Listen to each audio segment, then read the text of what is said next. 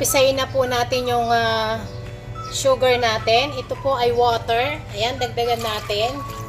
Magkakaramelize muna po tayo ng sugar. Ito po ay konting asin. Ayan. At ang ating sugar. Ayan. Mix lang po natin ito. Ito po yung pag-sugar natin sa banana chips natin. Okay? Pakuluin lang po natin to ng 2 beses. Pagkatapos ihahangon na natin at set aside natin. Ayan na po. Okay na po ito. Ayan, nakaramelize na siya. So, set aside na po natin to. Umpisayin na natin yung banana chips natin. Ngayon, umpisayin na po natin yung ating banana chips. Ayan, ito po sila. Hiniwa ko po yan na maliliit. At saka kailangan po kumukulo na yung mantika nyo sa medium heat. Ayan po sila. Ayan. So, dito sa KSA, ang gamit ko pong saging ay iba. Kung sa Philippines kayo, yung saging saba na manibalang pa lang siya, pwede na po yun. Okay? So, ayan.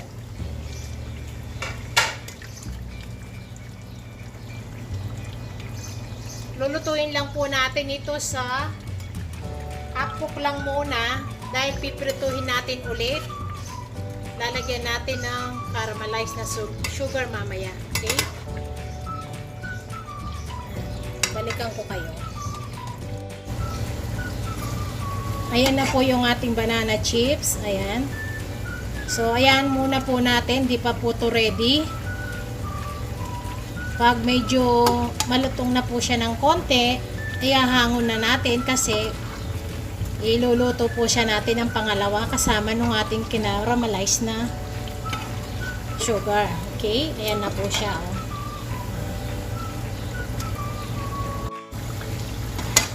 At ito na po siya. Pag ganito na po yung texture nila, ayan, parang pakiramdaman nyo, parang medyo matigas na sila. So, hahanguin na po natin to. Okay? Kasi maglalagay tayo ng sugar, yung kinaramelize natin. So, pwede na po yan. Ayan. Dali lang pong gumawa nito. Pwede nyo pang negosyo. Ayan. Ito na po sila. Ayan na, oh. Okay? Ito na po yung ating sugar syrup kanina. Lagay natin dyan.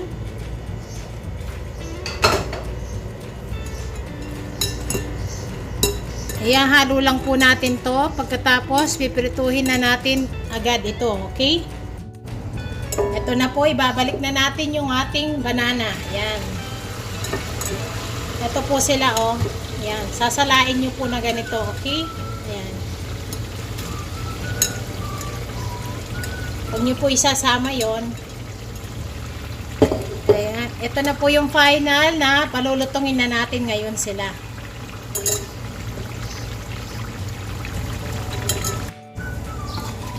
Ayan. Luto na po yung ating banana chips. Ayan. So, pag ganito na po yung kulay nila, so, ahanguin na po natin yan. Ayan. Ayan po. Diba? Ang ganda. Ito na po yung ating banana chips. Ayan, ang lutong po nila.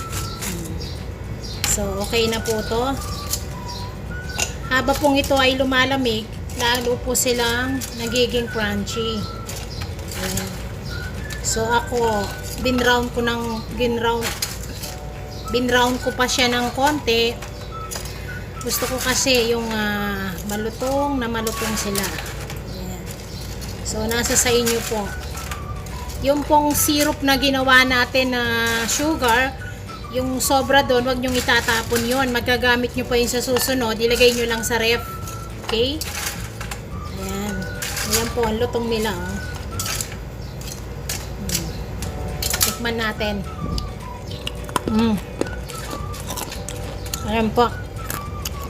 Ayan, try natin.